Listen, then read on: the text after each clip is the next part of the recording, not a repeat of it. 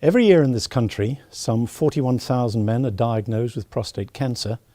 Sadly, some 11,000 each year succumb to the disease. Present statistics show that 1 in 8 men are likely to have prostate cancer at some point in their lifetime.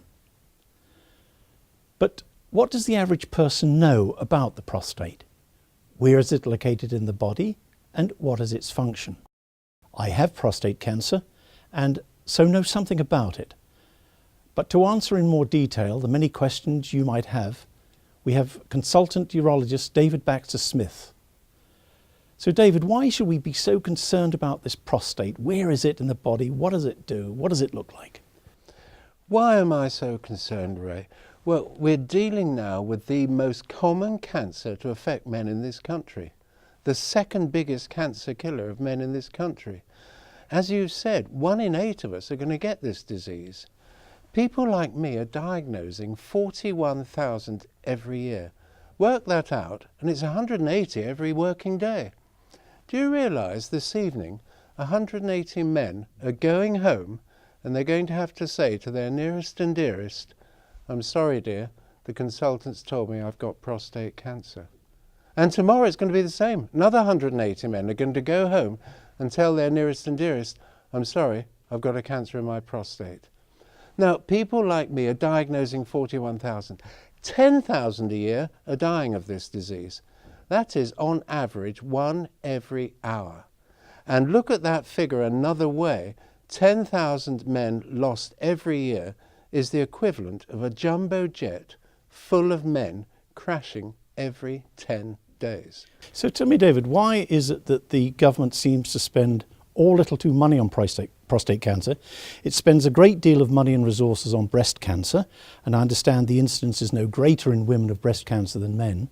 So are we the problem? Men have not really taken an interest in their health the way the ladies have. The ladies have pressurized politicians and doctors and medical research to look after their breasts and their cervix and their ovaries. And we men are being left behind. And it's high time we started looking after our prostate and our testicles and various other organs. Otherwise, we're just going to get left behind, and these mortality figures are going to go up and up. And it's high time we did something about it. Okay, David, so let's look at the symptoms. What are the classic symptoms that a man could have which might, and I emphasize might, indicate that he has prostate cancer? The earliest and most important symptom of prostate cancer is to have no symptoms at all. By the time it produces symptoms, it can often be too late.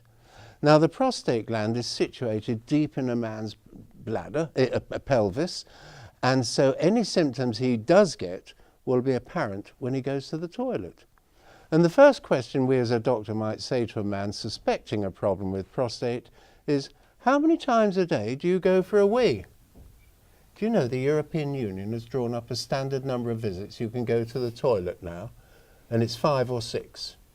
All right, let's be sensible. It depends how much you drink, how much you sweat, what activity you have, what other tablets you're having. And if you're going 7 or 8 times a day, I don't think your doctor will report you to a court in Brussels. But if you're going 17 times a day, there could be something wrong with your prostate, or maybe your bladder. Doesn't mean to say it's prostate cancer, it's probably a benign disease, easily treated with tablets or a small operation. Right, David. But it could be cancer. Okay, so I trot off to my GP and I say to him, I'm going to the toilet too many times a night for my liking and certainly for your liking. So what tests is he going to conduct initially? I'd like to think the GP will do at least 2 things. One of them is to examine your prostate with a finger. A lot of men turn their nose up when they say, "Gosh, my GP is going to put a finger up my bottom." Yes, it's a bit uncomfortable, it's a bit undignified, but it's not really painful. And that finger up man's bottom can tell sometimes quite a lot. Do you know, somebody once estimated that finger's been up 40,000 bottoms, and it includes 4 members of the House of Lords whose prostate glands are much the same as anybody else's. But that finger can feel at least half of the prostate. That's the first caution. And you feel the size and the shape, and above all the consistency.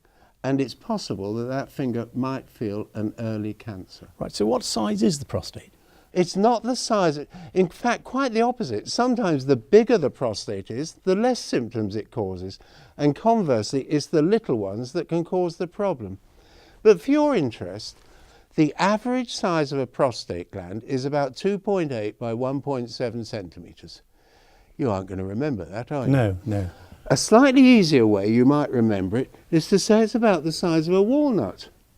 That's about the average size of a prostate gland. But you know, a lot of men don't even know how big a walnut is. So I say to a lot of men, the average size of a prostate gland is about that size. And they all remember that. They can go home and tell the missus, that consultant bloke said my prostate gland is probably about that size. So you know where it is, and you know its average size. Yes. You know how we doctors examine it. Yes. So what's its function? That's a difficult one. It keeps me in a job, I suppose, and it has done for the last 40 years. And its main function is to do with fertility. Without a prostate gland, you're basically sterile. It does some way activate the sperms and helps the population. I have a funny feeling it does something more than that, which medical science doesn't yet account for. But largely it's to do with fertility. And at what age should a man start taking a real interest in his prostate? As far as prostate cancer is concerned, it's fairly rare under the age of 50, unless you've got a strong family history of the problem. If your dad's had or suffered from the disease, or you've got brothers, even uncles or cousins who've got the disease, then you should start taking an interest much lower, maybe at the age of 45. The youngest man I've ever seen with prostate cancer was 44, and there are recorded cases of even younger ones. But that's a bit unusual. So in general rules, I say start at 50, but start at 45 if you've got a strong family history. Okay, David, so I've gone to the GP. He's done the test with his finger, and he's found obviously something he thinks could be abnormal. And so he sends a letter to you, and off I trot to see you. What happens next? What are you going to do? There's one other thing I'd like to think that your GP would have done, and that's to do a simple blood test. And perhaps, if I may, I could just talk a little bit about this blood test. It's called a PSA. PSA doesn't stand for a pleasant Sunday afternoon, as one lady suggested to me. It stands for prostate-specific antigen. And prostate-specific antigen is a protein which all we men have within our healthy prostate glands. It's probably there, again, to help the semen and the sperms in their processing. And a little bit of it leaks into the bloodstream.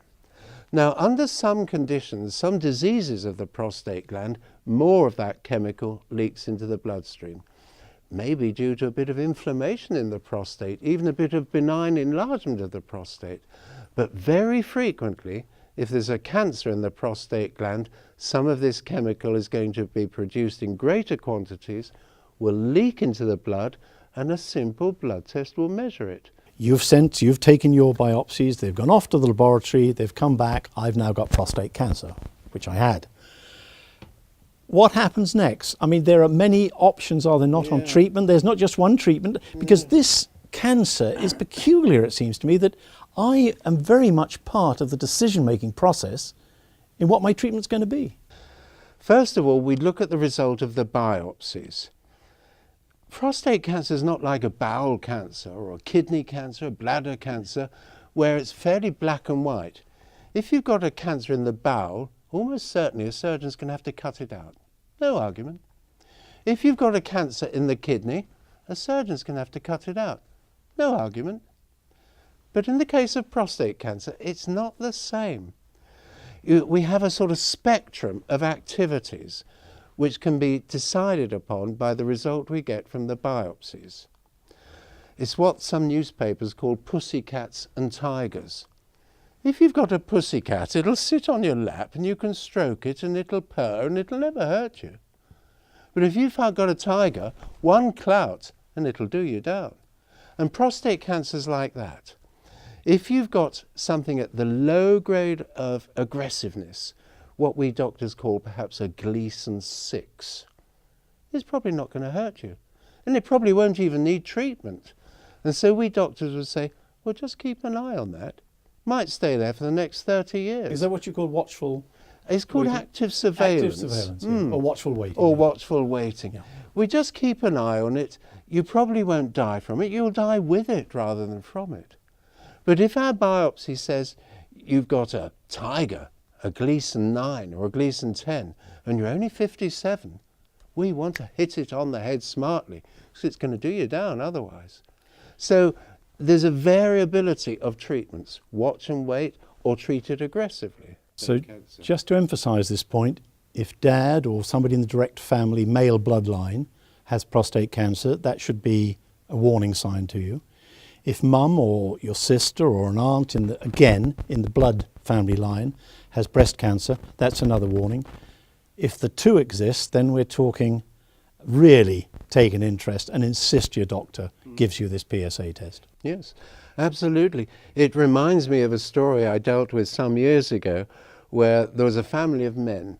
The old man had had prostate cancer and he had 4 sons. One of those had died of prostate cancer. 2 of them I was treating for prostate cancer, and the 4th one wouldn't go and see a doctor. That's called fear, and that worries me. Not ignorance, fear. Fear. Okay. He knew the facts, but he was afraid of what we might find and possibly even be able to cure him. So the government could be doing more in educating men on this, couldn't they? It's not just a matter of educating. There's a lot of prostate awareness programs going around. It's no good just saying to men, be aware you might have prostate cancer. Don't just be aware, take action, get something detected. Thank you, David. Thank you for watching. Goodbye.